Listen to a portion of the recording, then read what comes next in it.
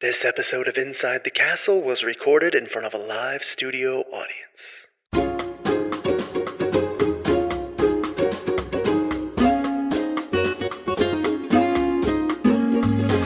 Welcome to Inside the Castle, the podcast that goes behind castle doors to have real conversations with real people about solving the nation's toughest challenges. I'm your host today, Aaron Schlein from the U.S. Army Corps of Engineers, Sacramento District.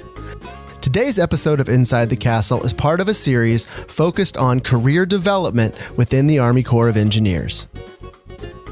The goal for this series is simple: to share proven skills and strategies to help our USACE teammates move their careers and the nation forward. Hey there, it's Aaron, and I'm happy to bring you another episode of Inside the Castle featuring insights from early career employees in the U.S. Army Corps of Engineers. This episode actually features 4 of those early career employees from districts around South Pacific Division, and this episode was recorded live in person Tuesday, May 3rd, 2022 at the South Pacific Division Planning Workshop in Sacramento District. We had about 45 people in the room for this panel discussion, and a similar number of folks tuned into the live stream on WebEx, and we recorded everything that happened right there in the room.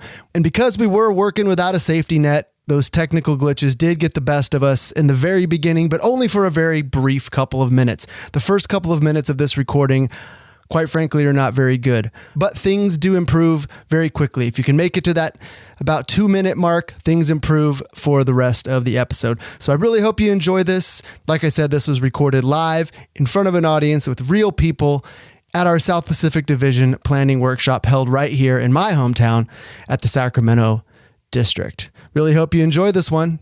Here we go. Well, I'm going to go ahead and introduce my panel here. I'm going to start on my far right. Chris Chabot is a military brat who was born in Guam, who lived in Virginia, England, and Rancho Cordova. Mather Air Force Base. As well as Elk Grove before moving to Southern California. Chris earned a bachelor's and a master's degrees from the California State University and a PhD from UCLA. Chris says, "Go Bruins." Chris has been at SPL for almost 2.5 years as a biologist in Planning Division. Prior to joining USACE, Chris was a shark and fish conservation geneticist, studying the evolution and population connectivity of regionally and globally distributed species. Chris loves bad horror and sci-fi movies. The Dude, movie trivia, and Batman is way better than Superman, says Chris. Chris Chabot. Thank you, Aaron. Jess Gisler grew up in Kansas City, Kansas, earned a BS in anthropology from Kansas State University, and a master's in applied anthropology from Mississippi State University.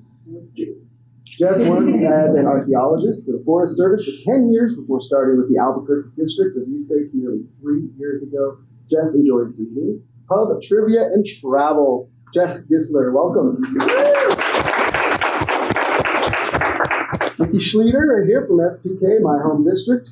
Nicky grew up near Sacramento, went to CSU Sacramento, graduated with a Bachelor of Science in Environmental Studies in 2015. Nicky started working in the Planning Division in September of 2019, and is the environmental manager for the American River Common Features, Sacramento River Erosion Contract 2, and the offset mitigation. That's a mouthful. He lives in Orangevale, California, and when she isn't working or doing chores around the house, she enjoys traveling. Yours is working, Aaron. Is this better, or are we gonna? Is this making? This might make feedback because I'm gonna turn this other one off. Better. Yeah. Well, thank goodness. Okay. Where did I leave off, Nicky? You're almost done. We have Sasha Voight, who joined the Corps in 2018 as an economics student trainee, and after graduating with a master's in applied economics, she came on board full-time as a regional economist based in SPN. In her spare time, she enjoys hiking with her dog. I can hear myself coming out of somebody's phone. Oh, no, that's okay. That's great. She enjoys hiking with her dog and dabbling in MMA. And that's where we're going to start, Sasha. Oh, gosh. I'm not asking for any sort of demonstrations or anything, but let's talk about dabbling in MMA. Tell us about it. Yeah, I just recently started. I did a little bit of jiu-jitsu when I was younger. I actually have a black belt in Taekwondo. So I've been doing that on and off throughout all my life. And I just recently started MMA, and I think it's like my third week. So I'm just learning again, relearning. Yeah, I mean, what else is there? Well, if anybody needs to bring Sasha to one of her PDT meetings to keep everybody calm.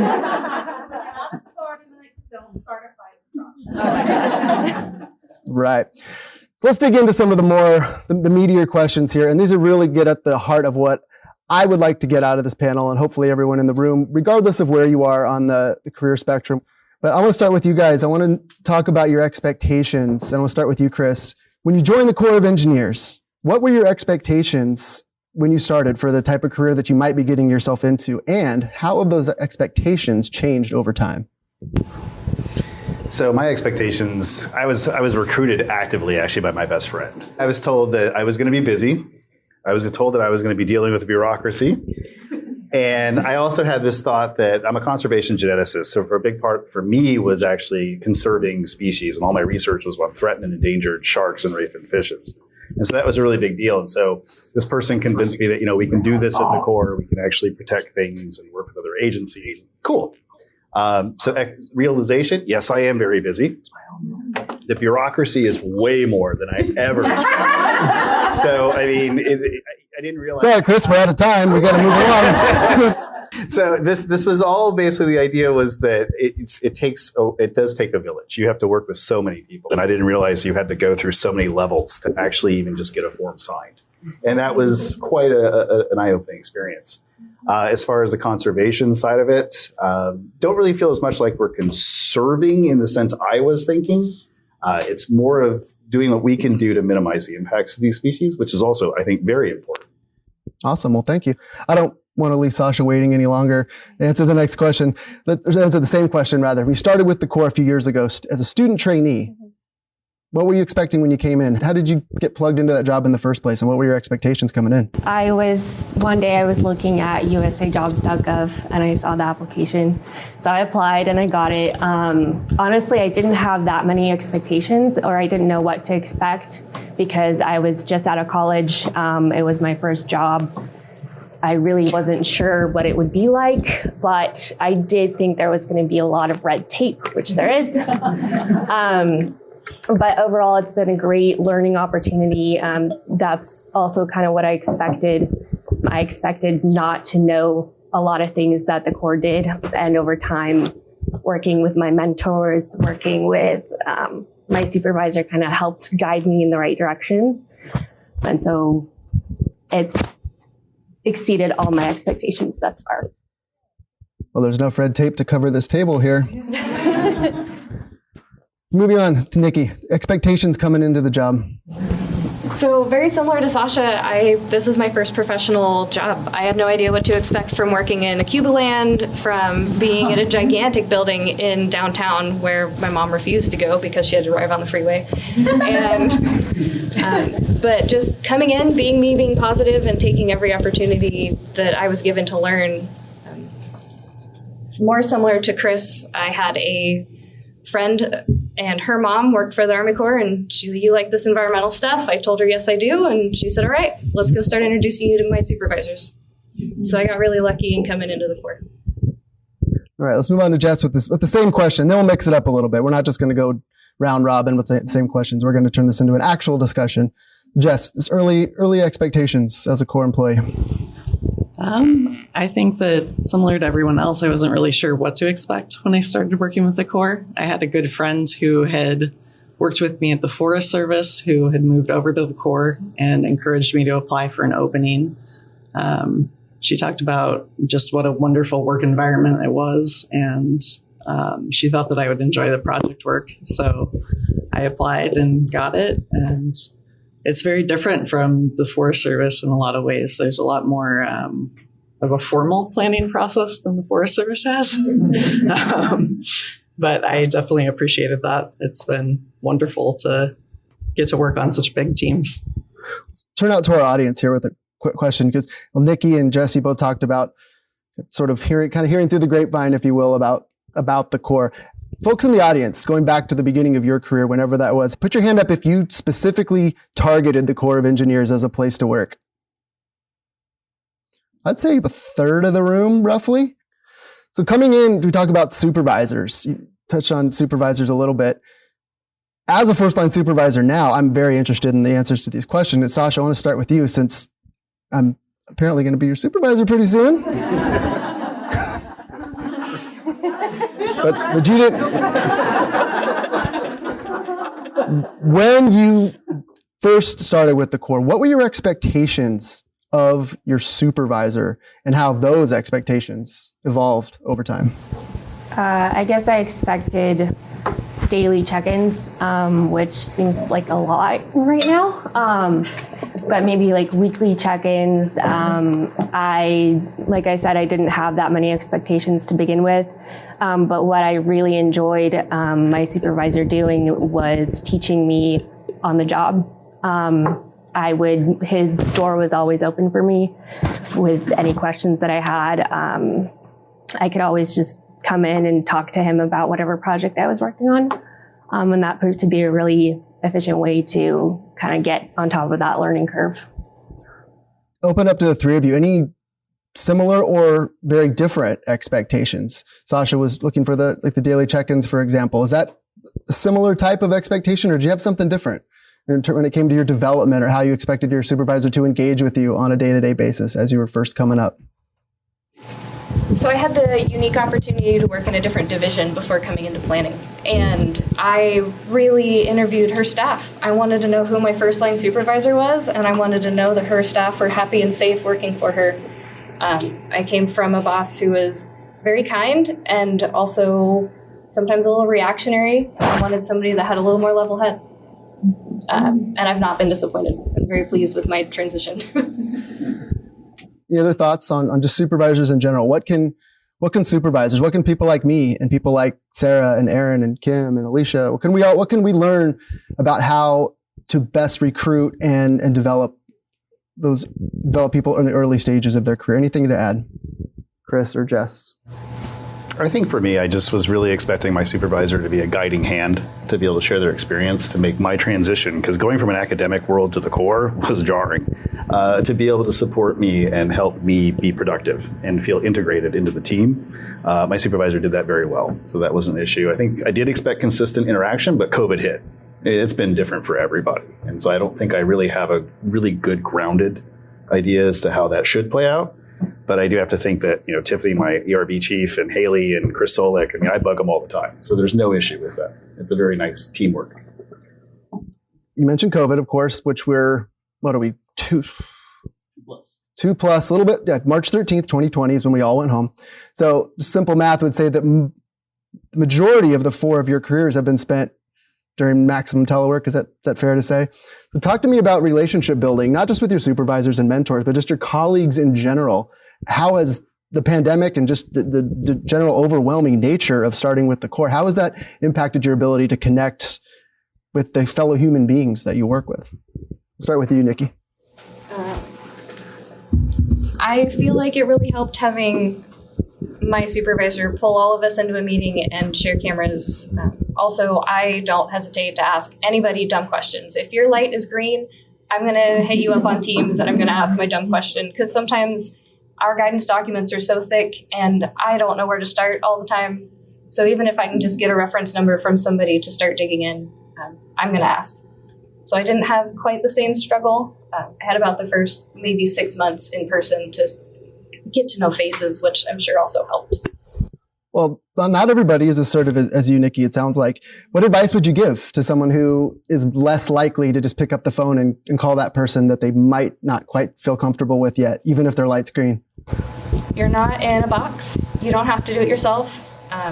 Also, nobody's going to be mean if you call them. I've not had anybody be rude. The most is, I'm really busy, I'm right in the middle of something, let me call you back.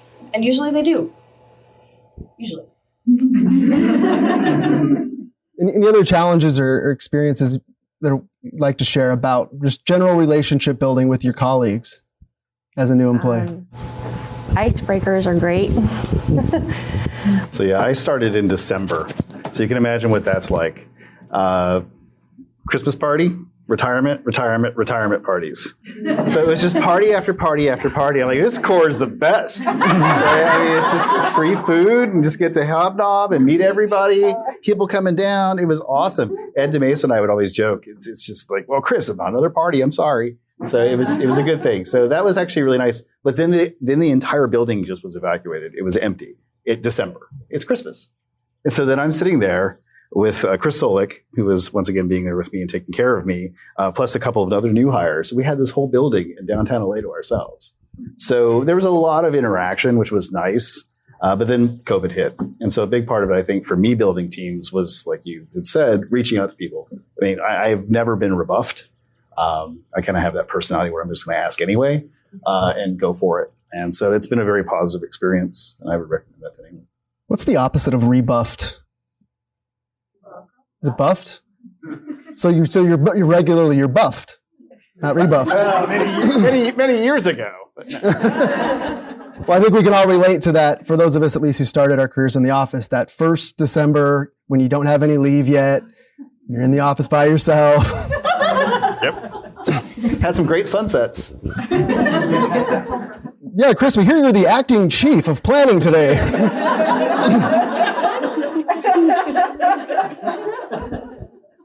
So let's talk about training, developmental opportunities. I wanted to hear about some of the opportunities you've had, but more specifically, the ones that you felt were particularly impactful.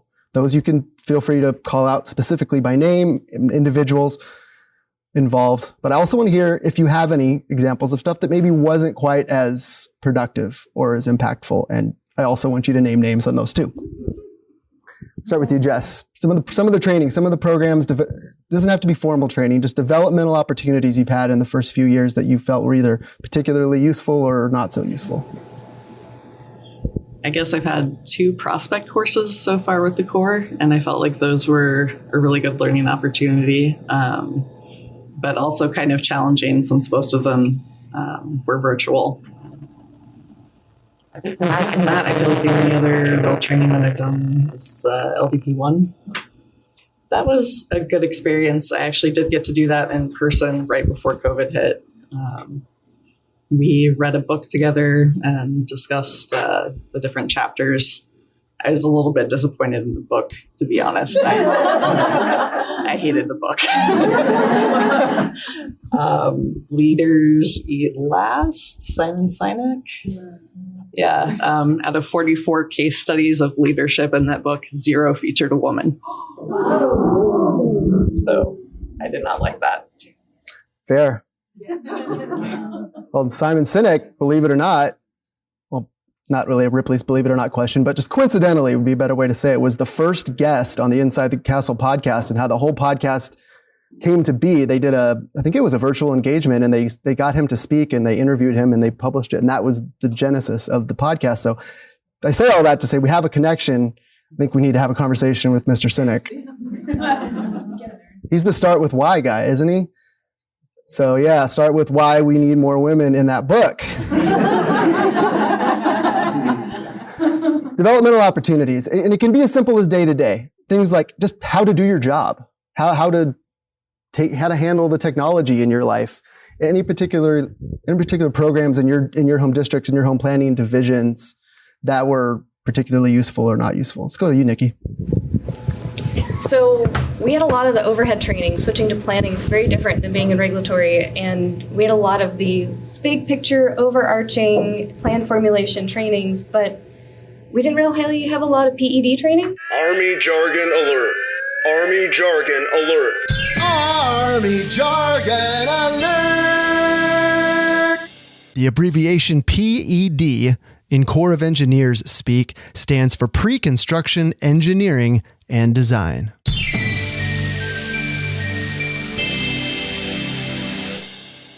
We didn't really have a lot of PED training. There was a lot of things that we didn't know, or maybe I missed. Running around asking questions. I am bugging other staff that have been there, 6 months, same amount of time as me. And they don't know, they haven't had an answer yet. Was it Christmas time? No. Close. I did start in September, so close. But yeah, a lot of the prospect is very pointed and specific, and I've enjoyed them. But the overarching, how to come in, where to start, just kind of what do all these new acronyms mean? Besides being handed a 20-page sheet of letters, I feel like we could do a little better. When people listen back to this podcast, I just started a new feature on the most recent episode. I call it the Army Jargon Alert. Rather than stopping my guests and say, hey, would you spell out that weird acronym you just used? I just pop in with, and then I explain whatever the person just said. So I'm going to get an Army Jargon Alert for you on PED. I don't know Performance enhancing drugs, of course, right? Yeah. Sasha, let's talk training. Yeah, honestly, I felt that on-the-job training was probably the most beneficial for me, just because in the prospect courses, often you have everything just packaged really neatly and everything just happens to work. But in real life, that's not the case. So figuring it out on the job is definitely useful information because it doesn't compile all the time. And you have to use your problem-solving skills and figure out, okay, why is this error happening? So yeah, I think that would be it. Chris, anything to add or subtract from that? I don't know how you would subtract anything, but I'll go in two directions. As far as formal training, I haven't had a lot. I've had two PCCs, PCC 1 and PCC 2. Army Jargon Alert! PCC stands for Planning Core Curriculum, which is an essential and mandatory series of training courses for core planners.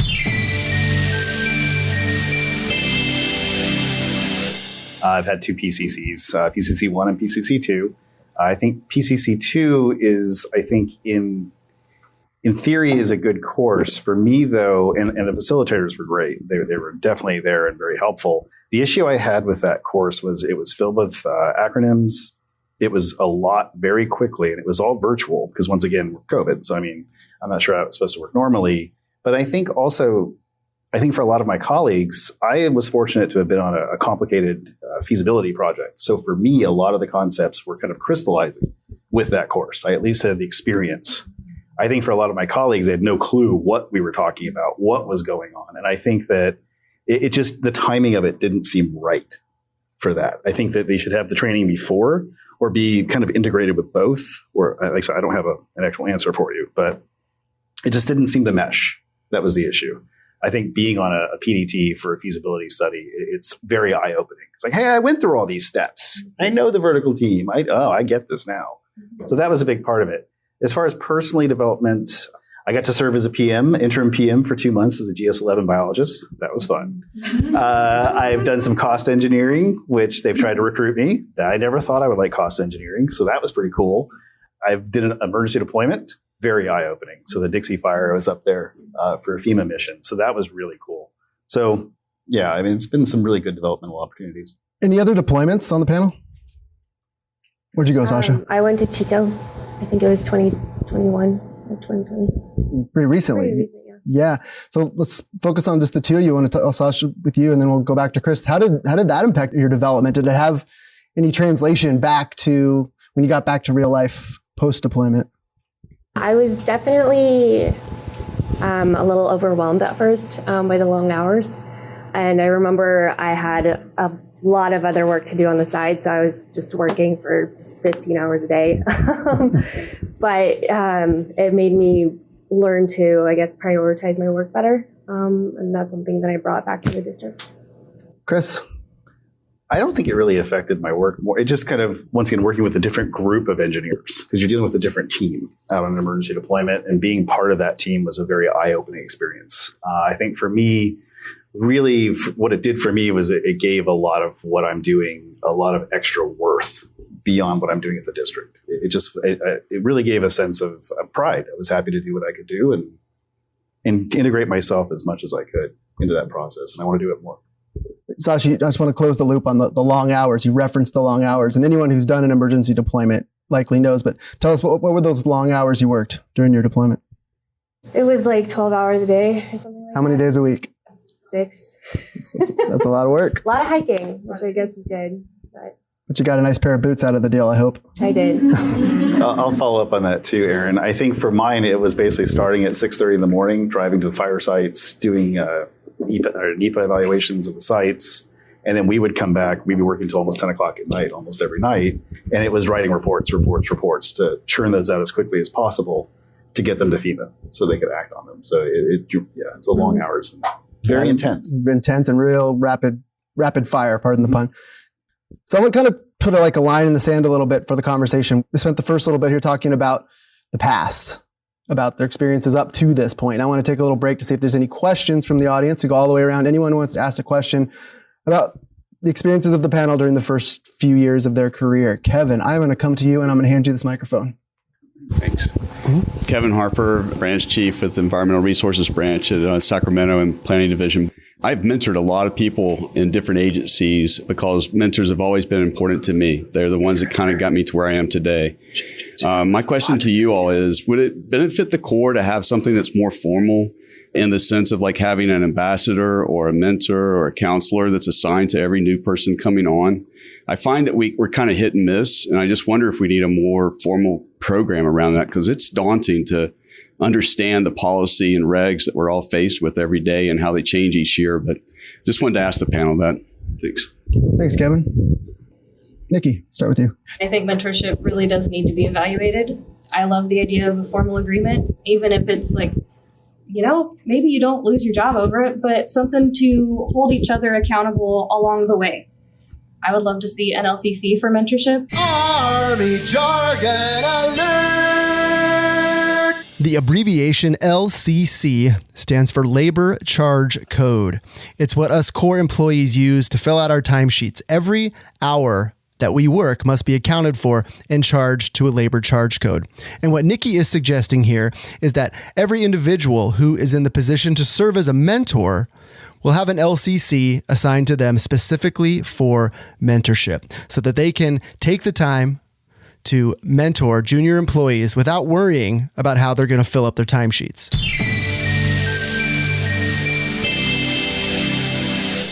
I would love to see an LCC for mentorship rather than trying to have the new person scope in the mentor that they've never met, never done scope before. I had a good mentor, as you said, my supervisor was also very open. Sometimes it's not the same. There's little things that slip through. Joelle, are you our note taker this session? Did you write down LCCs for mentoring? Thank you. I saw there was a couple other hands. Anybody else want to comment before I ask for the hands to go back up? So I would say simple answer is yes. There should be a formalized way of handling mentoring. I had a mentor. I failed as a mentee in that situation because I expected mentors to kind of guide me through the whole process and have a lot of consistent interaction. But to me, I didn't understand what was on that person's plate. They obviously already had their own job and they were extremely busy. And so for me, I didn't feel as though I didn't communicate well enough myself as to what I thought was expected and what should happen. And I think as a result of that, I failed in that regard as a mentee because it goes both ways. I've since rectified that. Cynthia Fowler is my mentor now, and I chose her because she knows what she's doing, and I want that interaction between headquarters, the district, and the division, and I think she's going to be great for that, and I hope to offer her things as well. Quick show of hands talking about the mentor-mentee relationship. Whether it's as a mentor or a mentee, when you're entering into that relationship with another person, do you regularly identify a specific goal, something that you're looking to accomplish as either a mentor or mentee? Tina, you have, and you map out a plan, presumably, to achieve that goal. You want to talk about it? Yes, please. So, hi, Tina Teed. And so I actually, when I am serving as a mentor, I have an agreement template that we work out, and I ask the protege to please help me understand what their goals are and lay out for themselves. Like you were talking about, how frequently do you want to meet? Of course, we then talk about our duration. They help me with that. And then we set up some specific objective. And then I put it back to the protege and say, okay, now would you please schedule our meetings and schedule what topic you want to discuss and help bring it back to which objective you're asking me to work with you. And so that way I can prepare. I like that. And I think it really gets to Chris's point about everyone being so busy on both sides of the equation. There's an accountability piece that may be missing in certain mentor-mentee relationships. Let's take a question from Jerica. I'm going to bring you the mic so the folks at home can hear you. And this is for anybody that is a mentor out there. I want to encourage you, if you are mentoring any new or experienced employees, be a champion for your mentee. That has been the biggest opportunity for developmental assignments and things like that is coming directly from mentors who are saying, look, I got this person here that, they got a lot of experience, or they got just a wealth of knowledge. They're open to learning and things of that nature. Be a champion for your person. And so, I want to encourage anyone that's coming on board, if you do get a good mentor, meet with them regularly. I regularly talk to my mentors, and I have several. I diversified my mentor portfolio is what I call it. So, I have from commanders all the way to division folks or whatnot. So diversify your mentor portfolio. Don't be afraid to just walk up to people and say, hey, I'm looking for a mentor. You got some time? Sometimes they'll say, yeah. So don't be afraid to speak up. The mentor portfolio, that's kind of like the modern day Rolodex, if you will. Cynthia. I just want to point out, from my understanding, Colonel Gant is going to require that all GS-14s and above formally mentor someone. So if you are younger and you want to mentor, I think you should reach out to some of the folks that are at that level and develop those relationships. I have a great time mentoring Chris, and he's done a lot for me as well. Just like my slides, I send him my slides for this presentation, and he'll look them over and edit them and find all my errors. And it's just a really great relationship. So I encourage you to look into those opportunities. Over. Thanks, Cynthia. We'll move on here. We've got about 10 minutes left in our session, and if we have a little bit of time, we'll take a couple more questions at the end. But I want to talk now more about the future. Here we are, a few years into your career. I'd like to know, based on all your previous experience up to now, we'll start with you, Jess. What's your perceived potential for a long-term career in the Corps of Engineers? I think that right now I could really see myself having a long-term career with USACE. The person that I replaced in archaeology in our section had retired after a 30-year career, and just really loved the agency and our mission, and found a lot of fulfillment out of the job, and I think that I do as well. I'm going to dig in a little deeper with you, though, about maybe some specifics, or like maybe some individuals. Maybe they're in this room, maybe they're not, but people who you can see, like, I could see myself in that position someday. I like what that person is doing and that contribution that individual is making. Do you have a person like that, or some sort of a North Star in any way of where you'd like to head, or are you still feeling things out? I'm still kind of feeling things out, I think. I took on a new role in January. I became one of our senior archaeologists, so I'm still adjusting to that role. Nicky, long-term career with the Corps, what do you think? So I have two angles here. When I first started, I absolutely was going to stay. I got in. This is a career many people try most of their career to get in, and I was lucky to be here. Now I've met more people in higher positions that have multiple agencies of experience under their belt. They're able to pull from the county, from the city, from Fish and Wildlife Service, and provide all of that to their team to support folks. So I don't know what I want to be when I grow up. That's perfect. We really should just leave it there, but no, let's move on. Sasha, long-term potential or people or situations that you can see yourself in someday. I definitely see myself as continuing to learn. I love the type of work that we do with the different types of projects. Just always keep me really interested. I worked with the CAP Center for a little bit on the economics, and ideally, I could see myself potentially transitioning more into that role. What about you, Chris? I think the Corps stuck. As the youngest person on the panel, what do you think? Yes, I was going to say late career. I would say I think the Corps is stuck with me for the foreseeable future. I do feel valued by my district. I do feel important. I feel respected, that I'm a part of a team and a family. It's huge. I mean, that to me is one of the most important things. Even if it's a bad day and the decisions don't go the way you want, I still know that I'm part of a family, and that means a lot to me.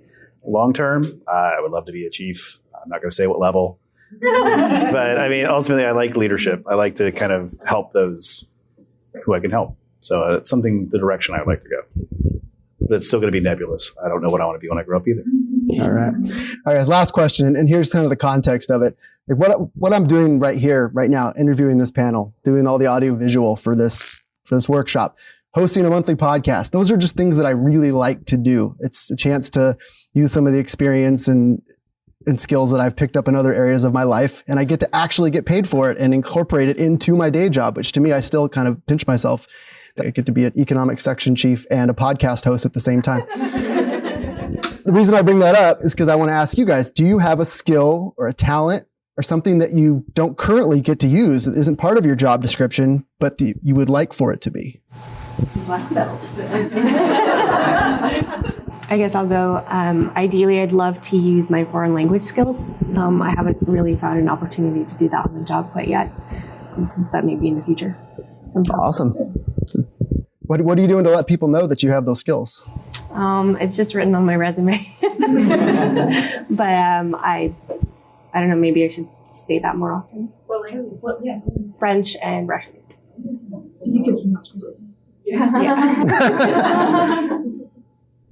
Nicky, special skills or talents that you'd like to see in your job description someday? I love that I get to go out in the field. I feel like I've lost a lot of the skills I gained at community college being trained as a tech, to go to Sac State and be trained by a textbook, to come here and learn a whole lot about writing. So I would love to be more in touch with my ability to identify plants and birds and just time out in the field. How about you, Jess? Can't really think of any skills that I have that I'm not already using. All right, so you got all the tools you need in your toolbox. You're ready to go to work. What about you, Chris? And we're going to open up to a couple more questions. Cynthia had her hand up. We'll try to get to some of those. So that's a really tough one. I mean, the last 17 years I spent doing genetics of sharks and permafrosts and all kinds of stuff. And I really don't see how a planting biologist can really work that in. A lot of coding too. So those are kind of my strongest skill sets. I did like how we were discussing earlier that research is becoming a focus, it sounds like, for the Corps, at least more of incorporating current techniques and current technology, because I'll be honest, some of the decisions that have been made from what I've seen don't seem grounded in the most current science. So when you're dealing with U.S. Fish and Wildlife or National Marine Fisheries, they're all cutting edge biologists typically. And so I wonder how I can be incorporated and to contribute to research at the Corps. I know districts are always sending out calls for where do we need data. And I just don't know how to integrate myself into that or what is within the bounds and what would be acceptable. So I think that kind of guidance would be very helpful for me as an academic.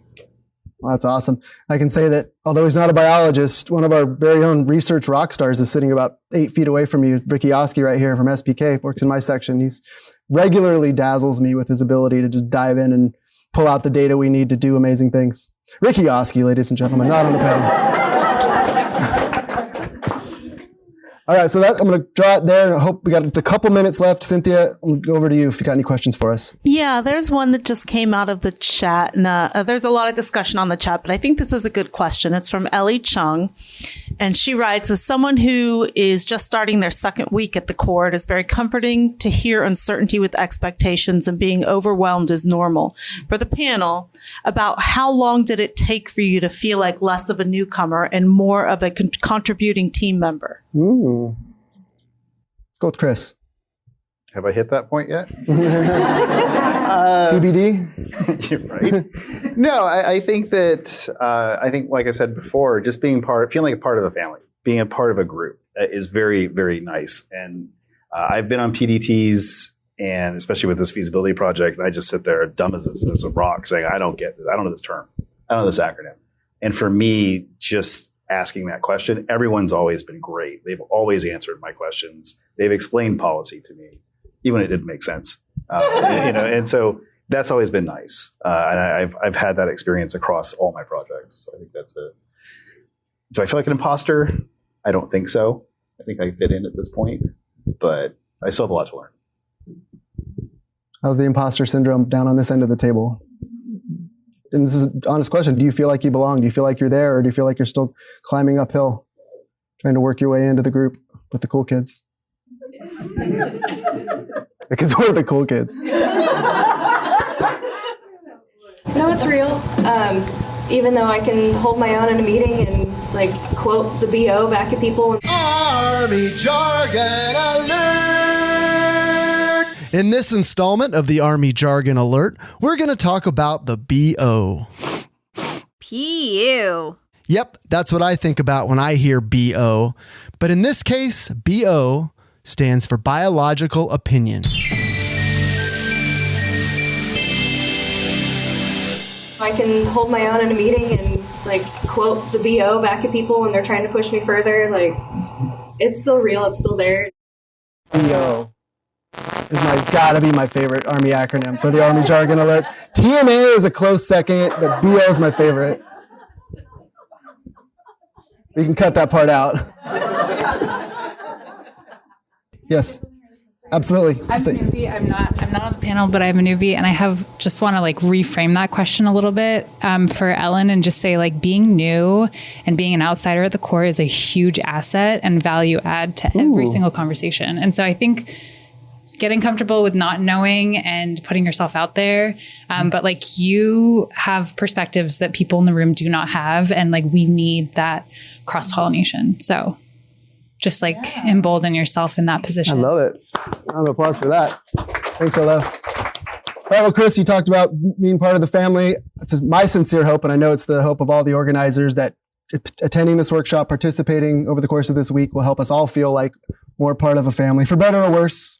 Sometimes families fight, but guess what? That's part of life. Thanks to everyone for paying attention. Thanks to our panel. Thanks to everyone at home for following along and playing along. See you guys later.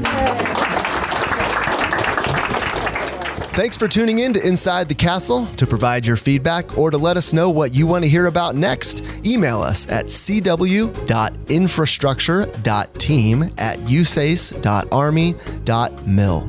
This is Aaron Schlein for Inside the Castle, and I am signing off. Until next time, be safe, be innovative, and be revolutionary.